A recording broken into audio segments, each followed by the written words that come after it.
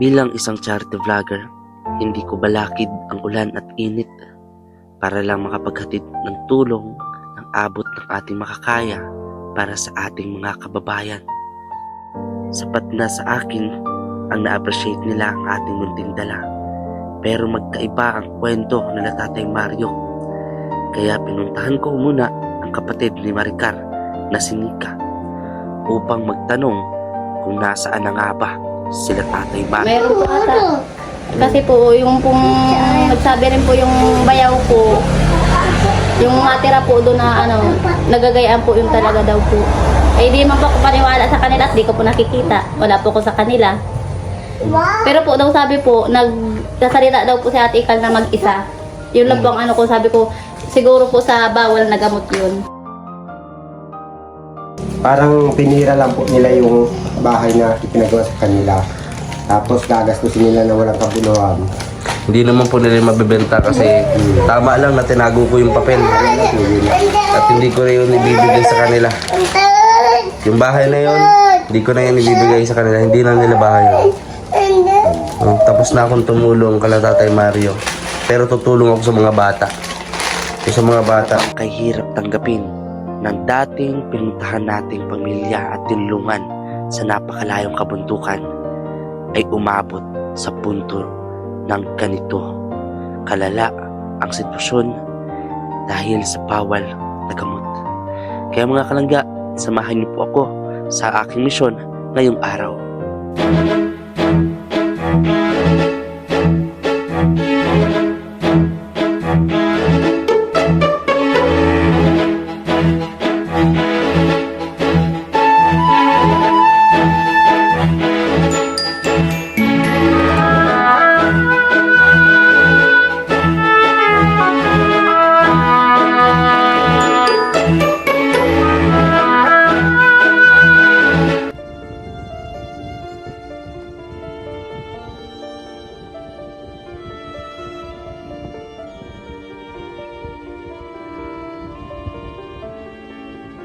So yun mga kalangga, at nandito na po tayo sa may labo pa lang, papunta tayo ng Panakali. Medyo mas mapagpakaramdam natin may ubo pa. Pero yung mga kalangga, napahinto lang ko sa ganda nitong tanawin dito. Ganda ng tanawin. So yun mga kalangga, ako lang po mag-isa ngayon, and huwag niyo rin pong kalimutan na suportahan ng Maglangga Rochelle Community, Roel of Malaga Reyes Morales. Puntahan natin ito mga kalangga kasi may bagyo din kaparting sa amin, kami yung tutuloy. So bahala na, at sana maging safe kami sa Kubo. Alagaan din namin yung Kubo. Samahan niyo po ako mga kalangga doon sa Keep Ads po, palike and share na rin po. Tara po mga kalangga.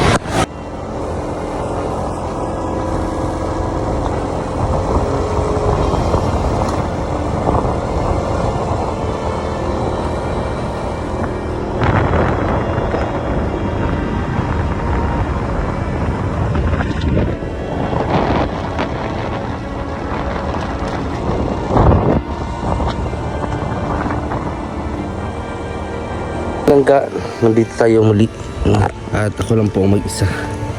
So ginagawa po si Kuya Mario. Kaya nandito tayo kala Nika. Mamaya sa next video ko po papakita yung kung sino po yung nakatira doon sa bahay. So ngayon, kusay muna natin sila Nika.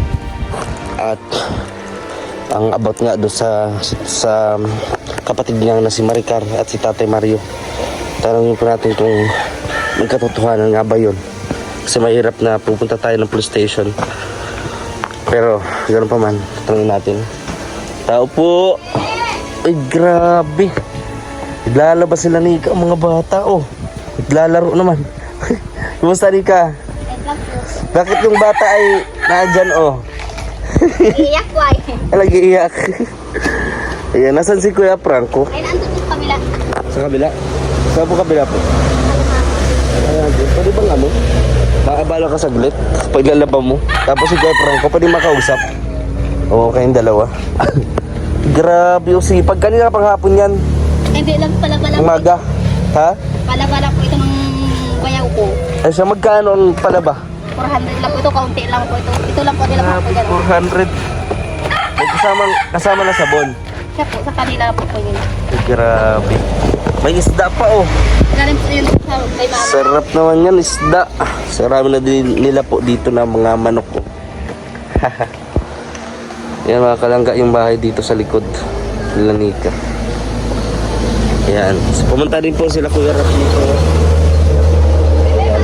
Maraming salamat po pala Kuya Rap. Naglilinis po sila mga kalangga. Ayan, naglilinis sila oh. Pinilad yung upuan. At sabi nga ni Kuya Rap po ay ano to, pinturahan. Saglit lang. Ayun. So, hintayin po natin mga kalangga si Kuya Franco at po kung mahalaga na Saglit lang. tatanong sa kanila. No? Information po. Ayan. Ayan mga kalangga. Hintayin po muna natin sila Kuya Franco. Maraming salamat po sa inyong patuloy na pagsuporta, pag-subscribe sa ating YouTube channel, and pag-like and share po ninyo. Maraming po salamat. Maraming salamat din po mga kalangga sa inyong patuloy pong pagsuporta sa ating YouTube channel. And huwag niyo rin kalimutan na manood po ng ads. Maraming pong salamat. So hindi pa ako yung ating katawan. Pero kailangan po natin lalo at magbabagyo. Nakakawa naman yung mga kababayan natin. Kahit paano, may kunti tayong grocery dala, may bigas. Para naman po ay may meron silang makonsumo ngayon na meron tayong bagyo. So ayun, at hintay lang natin po si Kuya Franco mga kalangga. Hanggat na yan na po yung mag-asawa. Ayan, Kuya Franco. Nadala din tayo dito grocery mga kalangga at bigas. Kaya, gusta. Tara, pasok po tayo at baka po umulan. Ayan mga kalangga. At meron po baga tayong bagyo, Kuya Franco. Iba, lumabas na si Nando. Ngayon, ito naman. Kung naman po. Ompong po. Ompong. Ayan. So, magdala tayo kahit paano makonsumo nila. Opo, sige po. Ayan. So, naglilinis po sila dito. Ayun. Yun. Uy. Ay, grabe. Okay lang po, okay lang po. Ayan. Kuya Franco, may dala pala ako. Ay, Sa inyo. ay, salamat po. Ayan, mga may biscuit din at grocery. Sige po Kuya Franco. Ayan, ako na lang ang mag-ano. Sige ka. May tatanong lang kasi ako. Dito naman tayo. Sige lang po, dito na lang. Ang manok pala yung ano. No. Oh. Tinapay. O rito. O yala. Uyok-uyok na po. Ayan, kain po. Tayo ng biscuit. May biscuit dito. May gatas din dito. Ayan. So. Ayan.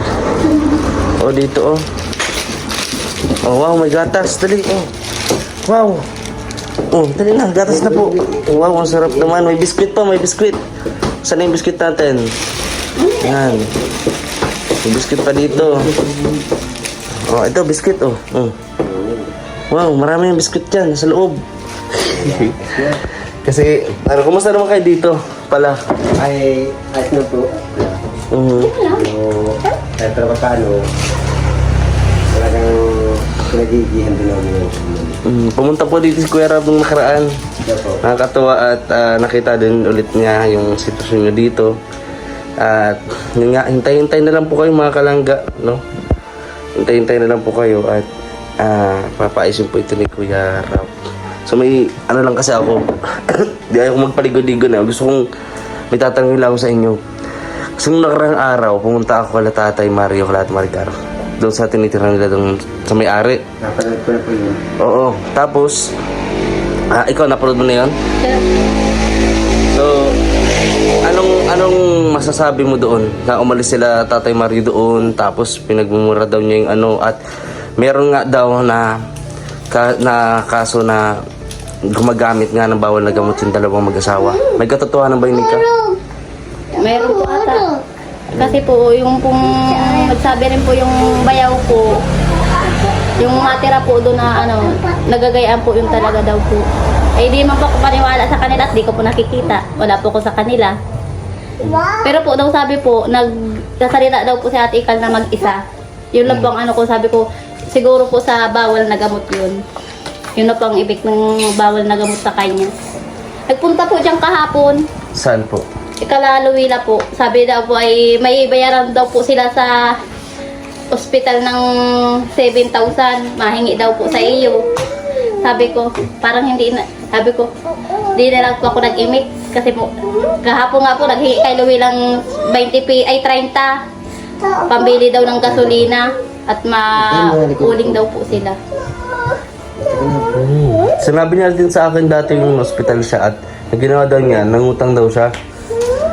Ang alam ko naman, pag ganyan, lalo at sa hospital sa Labo at Talabatib, may ano yan, meron niya, opo, may PhilHealth. Saka senior na yan eh. Alam po yun na huwag yung bigyan ng pera kasi kung gumaganyan nga po sila, gumagamit sila ng gayon po. Hindi kawawa na po yung mga tao na nagtutulong sa kanila, katulad sa inyo. Kaya po, hindi namin po kukonsinti ng mga tao. Kasi kami, na kahit kami naghihirap, hindi po kami nagpaparagdagay ng issue. So marami na din po nagsabi sa akin na ganyan, na mayroon nga daw ang purpose ko lang kaya doon pagpunta ko ay sana doon sa sinabi mo nga na nagsususo ng sinususuan ng sigarilyo yung mga bata kaya pala may mga sugat-sugat sa likod. Nagulat ako na gano'n nga Hindi po yung yung sabi nung nanay niya. Yung sabi ng biyanan ko na nakita namin na kung paano yung sa likod ng bata, sub-sub daw po nung sigarilyo. Sigarilyo? Bakit? Pinagpapasaw daw po yung kasi nag-aati daw po yung bata, pinagpapasaw. Ang sabi ko nga po, bakit ka to hindi inireklamo sa barangay o kaya sa nirektasan para madala-dala yung mag-asawa? Kaya nga. Payag ka Nika bilang kapatid ni Maricar. Payag ka ba na kung merong i-blatter natin sa pulis Payag po ako.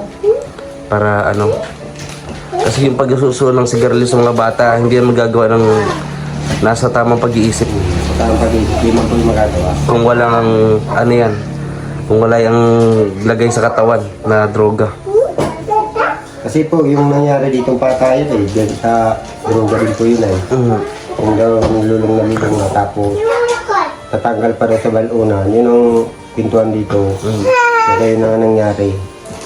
At ito nga, nabalitaan ko din si Tatay Mario pala, nangihiram ng 500 ngayon. Hindi daw pinahiram. Nagsabi daw sa Tatay Mario na gusto nyo, tagain ko kayo. Ganun daw sabi sa video yun. Yun ang sinabi. Nagulat talaga ako, lalo at marami pa ako nalaman na yung iyak-iyak nga daw niya doon sa akin, drama lang. So naglaki yung kumbaga ko, nabuksan lahat ng mga inisipan ko na siguro yung mga gamit na binili ko para sa kanila. Kaya ang best pala maubos ng pera, ng bigas. Binayaan na pala niya. Ipinambibili ng droga. Kaya papalit. Kaya pala yung mga bata halos walang pagbabago Kaya nga din po yung mga anak ko, namin sila nakikita ko yung mga anak ko talagang mga manluris. Buti naman po yung mga anak ko at kahit para pa paano, maayos pa na makita doon sa kahit kami naghihirap, hindi namin napapabayaan yung mga bata. At isa pa po doon yung nagkameron doon ng pagkakataon na nakita siguro ng mga anak na nagagamit yung dalawa doon mismo sa lugar na yun. Sabi yun nung may-ari nung tinerhan nila. Kaya nga pinalayas na kasi panagkataon, katimbugan, damay sila. Damay yung may-ari. Ang hangarin lang ay tumulong sa kanila. So nagkataon doon ng nagkameron doon ng pagkakataon na nakita ng bata ng droga. Tapos alam kung nasaan, kinuha ng bata yung nalungkat. Ayun, akala yata gatas ginamit. Kaya yung bata daw ay isang araw na hindi pa kumakain. Bangag na bangag. Mali po yung anak niya po. Opo, yung panganay ata. Inahin po yung Opo, alam niya kung saan daw nakalagay. Ganun daw kaya bangag na bangag. talaga mga ganyang tao, dapat talaga yung mga ganyang nire-reklamo na po talaga yun. Kasi anak niya na mismo ang makapit na imbis na may kinabukasan yung bata, ang ginagawa nila, parang pinapabayaan pa lalo yung bata. Yun nga po ay Dapat yun ang ano, pasok na yun. DSWD, no? Pa-DSWD. At least doon, malalagay sila sa tama. Pag nasa custody ng DSWD, nasa orphanage, no? May pagkain, may Pero kung edukasyon. ang dapat po ninyong makausap po, yung magulang po mismo yung ano, Nino po. nila Marical po. Kasi mahirap po bagay yung kanila po yung magkaan ng ano. Mhm. Baka bandang huli po kami, sisihin. Kaya nga po. Nasaan po ba si nanay? Nandun pa po sa pagkabi, dito po sa pinuntahan natin. Ay, Punta po yung dito kanina. Pero sinabi ko naman po, ay punta rin po daw, ano daw yung anak po doon. May anak po bagay yung super sa una. Opo. Hindi, nagpunta po daw yung anak doon. Akala niya daw po, pinagtitirik niya daw si papa niya ng kandila, baka na daw ay patay na kasi po, di niya po alam na kung patay si papa niya. Tapos nagtawag daw po si Atenel Flores doon at gaya mo sinasabi, akala ko patay na si papa at pinagtirik ko pa naman na Kuya Ruwi ng kandila. bakit Masamanda mo pala si papa. galit din? Kaya umalis doon. Nasaan na yung si yung binata? Andun po sa kanila, yung po nagbubuhay doon sa anak. Kasama ng mga bata, hindi siya nag-alis. Hindi siya pumunta ng Kamsur. Hindi po. Hindi na nga gusto ko rin makausap para mabigyan ko din po ng tulong. Kawawa din naman yun. Ang nagiging kawawa po yung mga bata. Malaki yung walang edukasyon at malay natin, nakikita nila, akala ng mga bata, tama yan eh. Kaya baka maging ganun din. Yun na nga, wala na nga pong pinag-arali yung mga bata. Tapos dahil yung pang matututunan ng bata, di parang sinabi na lang din nila sa anak nila pinapakain nila. Dahil ito. Grabe, di ako makapaniwalang ganun na nabalitaan ko. Sabi ko nga po, nung napanood ko sa sabi ko, bahala na po kayo mag-isda kung anong dapat dyan. At mahirap din kaming mangyalam dyan ay baka kami din yung iniitan. Balikan. Kaya yun, kung ano man yung susunod nating akbar mga kalangga, hindi na po natin yan isasabi dito sa vlog. No? Kaya yung mga nagko-comment po, salamat po sa mga nagko-comment. Ayan. Diba? Kain ng mga bata. Kaya po yung nagkain. Gatas na gatas. Ayan o, mas okay pa ang mga anak ni Lalita. Sa kala Tatay Mario, kahit ang rami-rami na natin ginawa. Binigay sa kanilang tulong. Ganun pa rin. So ngayon po, sino yung naandun sa bahay? Wala po. Wala pa? Wala po. Bukas pa po yun. Malipat. Ano mo yun, Nika? Ano mo yun? Alin po yung malipat? Oo. Kapatid ko po rin yun. Yun ba yung pinarentahan? Kasi sabi doon sabi ng mga tao doon, pinarenta at ibebenta nga doon ni Tatay Mario ng 50,000 daw yung bahay na pinagawa namin sa kanya. Huwag po kayong papayag. Kasi unang-una yung mga tumulong. Kasi pinagawan sila ng bahay kasi nag-awa sa kanila. Nag-awa sa kanila. Kaya sila napagawa ng bahay. Tapos kung bibinta nila, parang pinira lang po nila yung bahay na ipinagawa sa kanila. Tapos gagastusin nila na walang kabunuhan. Hindi naman po nila mabibenta kasi tama lang na tinago ko yung papel. At hindi ko na yun ibibigay sa kanila. Yung bahay na yun, hindi ko na yun ibibigay sa kanila. Hindi na nila bahay yun. Tapos na akong tumulong kala Tatay Mario. Pero tutulong ako sa mga bata. Sa mga bata, mailagay sila sa tama, maayos. Meron ng gandang kinabukasan.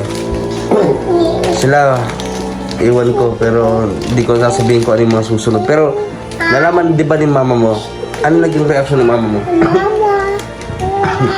Ano po sabi ko, mama, kanina po yung sinabihan ko po at ako, mama, ano na kasi ate kalat, kung ano na sa droga, ay, bayaan mo na yun. Sila may gaano nun. Bayaan mo sila. Yung pang ano pundo ni mama. Galit rin po doon si mama kay Kuya Mayong. Nilalabanan din.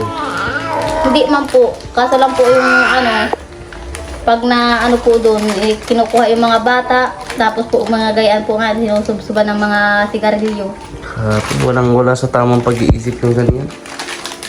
Wala sa Ano po maayos. sana, medyo naawa din po sana kami. Kaya lang nga po, ay kung ganyan nga po ng mga nabaltante namin, na gumagamit sila ng bawal na gamot, di yung awa po namin, parang napapalitan ng galit po. Nadadamay yung mga bata. Yung mga bata po, na papabayaan nila. Grabe. So payag din po pala yung nanay. Halos wala nga pong pakialam daw. Magandang gawin ito. Katapos ko nito, bababa ako dyan. Pupunta ako ng police station tapos sa DSWD. So, kasi yung nagmamaltrato nila yung bata. Pag ginagawa nila, pinagmaltrato, may kalalagyan sila talaga niyan. No? Sana yan Article 9262. No, Violence Against Act and Children's. So, may kalalagyan sila doon. Kailangan lang ebidensya. Sabi po nga kahapon kay Luwila. Pinaupahan niya daw po yung bahay.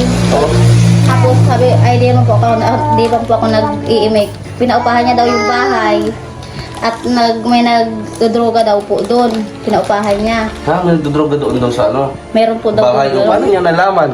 Tapos, daw po, sabi ko, doon pa ko sa Reteo, yung kapatid ni Papa. Pinaupahan ko nga yun. Kung ano-ano na lang. Kasi, sabi nga po ni Luwila, ang sama ng tabas ng bunga mo, Kuya Mayong, kung ano-ano. Tapos, kala mo di rin nagdodroga, sabi ni Luwila po. Manuela. May alam din talaga ng mga tao dito na si Tatay Mario ay nagdodroga. At hindi nga daw niya ito mapigilan kasi pampano daw na sa trabaho. Grabe. Kagabi ko, kahapon po, nagbili po silang gasolina. Sabi daw, mapawir so daw po ng gabi. Gabi? Sabi, Kargado. tapos sabi po ni Luwila naman, sinabihan na, ang lakas ng tama mo Grabe. So kailangan mo ebidensya Pagka meron pong pagkakataon, ano yun Pero, punta ako ng police station. No? Kaya ko.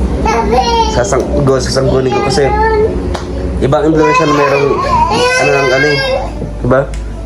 Ibang influensya kapag may droga ang tao. Yan. Hindi nagawa ng tama. Oo. Lalo mga anak ang madadamay. Yan, mga palangga, Away sila. Hati lang kayo, hati. Itahin nyo yun naman. Timpla, may biscuit pa dito, May biscuit pa, huwag kayong mag-aaway. Ayan. Ito, maraming biscuit. Biscuit. Ay, wow, ang rami po. Bebe. Meron yun Yan, mag-ingat kayo dito, may bagyo-baga. Ito sa bibi sa malaki. Dito tayo sa di man binaba dito, Ito po, inabot yun nung karakasan po ng bahay. Inabot po hanggang dito ang bawo. Muntik nang pasok po yung bahay namin. Grabe. Nabarami lang po unti. Pag nakakabara lang po yung corner kasi minsan sobrang laki ng Tapos may mga kahoy pa. Grabe. Mga kalangga at maraming salamat Vika, Kuya Franco Punta na ko dun sa bahay. Bale, ang plano pala nila Kuya Mario ipa-renta kesa dun ipa-opera sa kapatid mo. Kaya nga po, inuubo po ako. Talagang kalamigan po. Ano po talagang trangkaso ngayon. Nung nakaraan na po, nagkasado din po ako. Di nga po ako nakapagtrabaho. Pinilig ko na pumunta dito, inalala ko din kayo Kasi magbabagyo. Ganun. At paano meron po kayong konsumo. Franco, Nika, alis na rin ako ha. Nagkuhala ako ng ninyo. Siyempre, aware din kayo. Kapatid mo kasi yun Pero kung yun lang magiging solusyon, yung makulong sila para tumino, gawin natin. Para sa mga bata. Hindi mo naman pwedeng alagaan yung mga anak nun. Marami mong anak. Oo. Dami nga po. Kaya nga.